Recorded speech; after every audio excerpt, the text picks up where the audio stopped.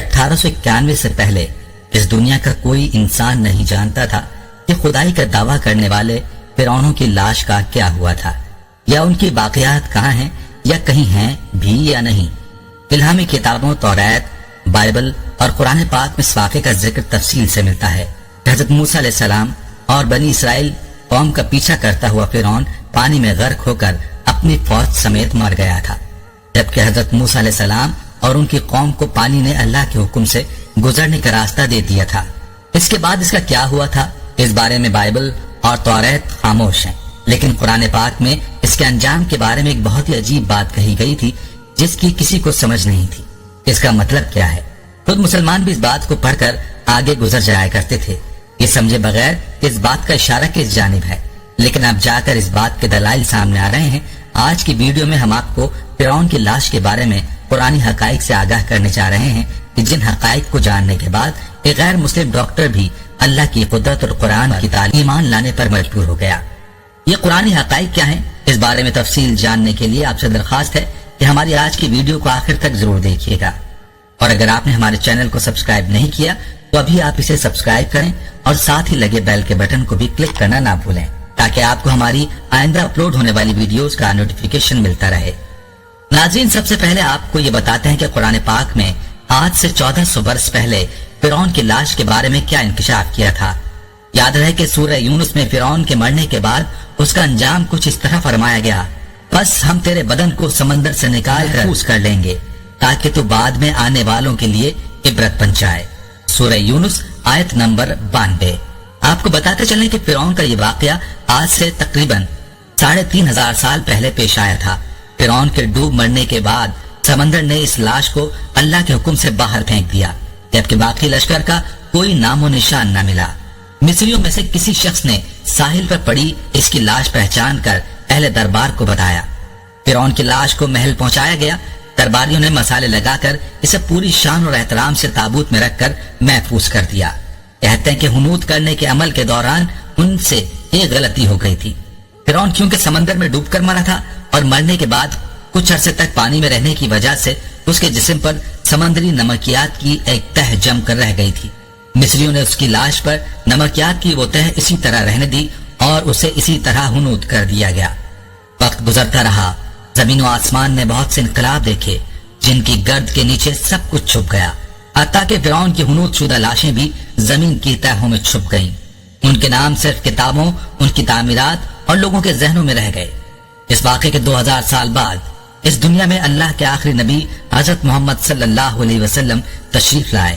ان پر نازل ہونے والی آخری کتاب میں فرعونوں کے قصے بڑی تفصیل کے ساتھ بیان کیے گئے تھے، اور اسی سلسلے میں اس فرعون کا جسم محفوظ کرنے کی بابت آیت بھی نازل ہوئی تھی، جس کی سچائی پر سب اہل ایمان کا پختہ یقین تو تھا، لیکن وہ سمجھ نہیں اس خدائی دعویٰ کرنے والے کی لاش کہاں محفوظ کی گئی اور کیسے اسے عبرت کا نشان بنایا جائے گا۔ اور صدیوں کے بعد 1871 میں مصر کے شہر الغورنیہ سے تعلق رکھنے والے غریب اور معمولی چور احمد عبدالرسول کو فرعون کی ہنوت شدہ لاشوں کی طرف جانے والے خفیہ راستوں تک رسائی مل گئی۔ احمد عبدالرسول نوادرات چوری کر کے بیچا کرتا تھا۔ ایک دن وہ دریائے نیل کے کنارے کے قریب تبیسہ کے مقام پر اسی سلسلے میں پھر رہا تھا۔ خفیہ راستے کا پتہ چلا، وہاں وہ نوادرات کی چوری کے لیے جگہ کھود رہا تھا کہ اسی دوران اسے کچھ لوگوں نے پکڑ لیا اور پولیس کے حوالے کر دیا۔ وہ جس جگہ کو کھود رہا تھا وہاں سے ملنے والے راستے کی جب مسلسل کھدائی کی گئی تو 1891 کو دوسری ممیوں کے ساتھ اسی غرق ہونے والے فرعون کی لاش بھی مل گئی۔ اس کے کفن پر سینے کے مقام پر اس کا نام لکھا ہوا تھا۔ کہتے ہیں کہ ان ممیوں کو ماہرین قاہرہ لے گئے۔ جب ان ممیوں کا تفصیل سے جائزہ لیا گیا تو فرعون والی ممی پر جمی نمکیات کی تہ سے تصدیق ہو گئی کہ یہ وہی فرعون ہے جسے اللہ نے پانی میں غرق کر کے بدترین انجام سے ہمکنار کیا تھا۔ ناظرین، یہ ایک بہت ہی بڑا واقعہ تھا۔ اس کی تصدیق کے لیے دنیا بھر کے ماہرین، آثار قدیمہ اور سائنسدان مصر کی طرف امٹ پڑے۔ مختلف سائنسی ٹیسٹ کرنے کے بعد دنیا بھر کے سائنسدانوں نے تصدیق کر دی کہ دوسری سب لاشوں کی نسبت صرف فرعون کی لاش پر ہی سمندری نمکیات کی تہ جمی ہوئی تھی۔ اس تصدیق کے بعد اسے فرعون کی لاش قرار دے کر عجائب گھر میں محفوظ کر دیا گیا، اور یوں فرعون قرآن پاک کی مذکورہ آیت کی عملی صورت میں دنیا کے سامنے عبرت کا نشان بن گیا۔ کہتے ہیں کہ 1892 میں فرعون کی ممی خراب ہونے لگی تو اس وقت کی مصری حکومت نے فرانس کی حکومت کو درخواست کی کہ فرعون کی ممی کو خراب ہونے سے بچایا جائے، نیز جدید سائنسی ذرائع سے اس کی موت کی وجہ بھی معلوم کی جائے۔ چنانچہ مصری اور فرانسیسی حکومت نے مل کر ممی کو فرانس لے جانے کا انتظام کیا۔ جب فرعون کی لاش کو فرانس پہنچایا گیا تو ایئرپورٹ پر اس دور کے فرانسیسی صدر بذات خود حکومت کے اعلیٰ عہدیداروں، تمام وزراء اور فوج کے افسران کے ساتھ استقبال کے لیے موجود تھے۔ فرعون کی لاش کا استقبال کسی عظیم بادشاہ کی طرح کیا گیا۔ فوجی دستوں نے سلامی دی۔ فرعون کی ممی کو ماہر ڈاکٹروں کی ٹیم کے حوالے کیا گیا۔ اس ٹیم کی سربراہی ڈاکٹر مورس بوکائے نے کی تھی۔ مائکروسکوپک ٹیسٹوں کے ذریعے ممی کے تمام اعضاء کا باریک بینی سے جائزہ لیا گیا تو معلوم ہوا کہ اس کی لاش اور جسم میں سمندری ذرات ابھی تک موجود ہیں اور موت کی وجہ بھی پانی میں ڈوبنے کی وجہ سے ہوئی تھی۔ ایک بادشاہ کی موت پانی میں ڈوبنے کی وجہ سے ہو، یہ ڈاکٹر مورس کے لیے حیرت کی بات تھی۔ اس نے اس ممی کے بارے میں مزید جاننے کی کوشش کی تو اسے معلوم ہوا کہ اس بادشاہ کی موت کے حالات مسلمانوں کے نبی حضرت محمد صلی اللہ علیہ وسلم پر اتری کتاب قرآن پاک میں تفصیل سے درج ہیں۔ اسے علم تھا کہ جہاں سے لاش ملی ہے وہ ایک اسلامی ملک ہے۔ چنانچہ تجسس کے ہاتھوں مجبور ہو کر وہ مصر پہنچا۔ وہ ایک سائنسدان تھا۔ اس نے اس معاملے پر مصر کے ہی ایک سائنسدان سے ملاقات کی۔ اس سائنسدان نے قرآن پاک کھول کر اسے سورہ یونس کی آیت 90 تا 92 کا ترجمہ لفظ بل لفظ سنایا۔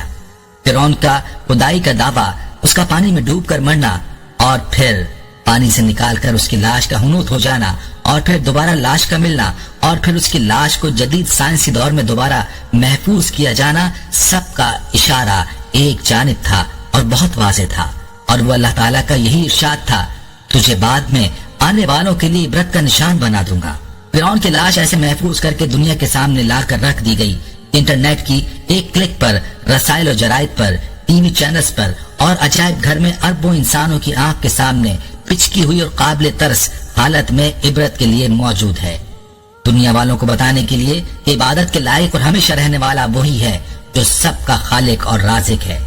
ڈاکٹر مورس نے آیات کا ترجمہ سنا تو اسی وقت پکار اٹھا، اللہ سچا ہے، قرآن سچا ہے اور اللہ کا نبی حضرت محمد مصطفیٰ صلی اللہ علیہ وسلم سچا ہے، اور کلمہ پڑھا اور مسلمان ہو گیا۔ ناظرین، ہم یہ امید کرتے ہیں کہ آپ کو ہماری آج کی یہ ویڈیو ضرور پسند آئی ہوگی۔ اگر آپ کو ہماری آج کی یہ ویڈیو پسند آئی ہے تو آپ سے گزارش کرتے ہیں لائک کریں اور ساتھ ہی لگے بیل کے بٹن کو بھی پریس کر لیں تاکہ آپ کے پاس ہماری آنے والی مزید معلوماتی ویڈیوز کا نوٹیفیکیشن بر وقت ملتا رہے۔ سبسکرائب کے ساتھ ساتھ ہماری ویڈیوز کو لائک بھی کریں اور اپنی قیمتی رائے کا اظہار کمنٹس میں ضرور کریں۔ محترم سامعین، ہم یہ واقعات اور معلومات آپ تک پہنچانے میں بہت ہی احتیاط سے کام لیتے ہیں اور اس کے تصدیق شدہ ہونے پر پوری توجہ دی جاتی ہے۔ اگر کسی جگہ آپ کو شریعت یا حقیقت کے خلاف محسوس ہو تو فوراً ہمیں کمنٹس کے ذریعے آگاہ کریں۔ اگر ہمارے کام میں کچھ اچھا لگے تو تب بھی آپ ہمیں ضرور آگاہ کریں، ہمیں کمنٹس کریں تاکہ ہماری ٹیم کی داد رسی ہو۔ ناظرین، ہمارے چینل کو اسی طرح سے دیکھتے رہیے۔ ہم پھر حاضر ہوں گے ایک نئے ٹاپک کے ساتھ۔ اللہ تعالیٰ آپ کا اور ہمارا حامی و ناصر ہو، آمین۔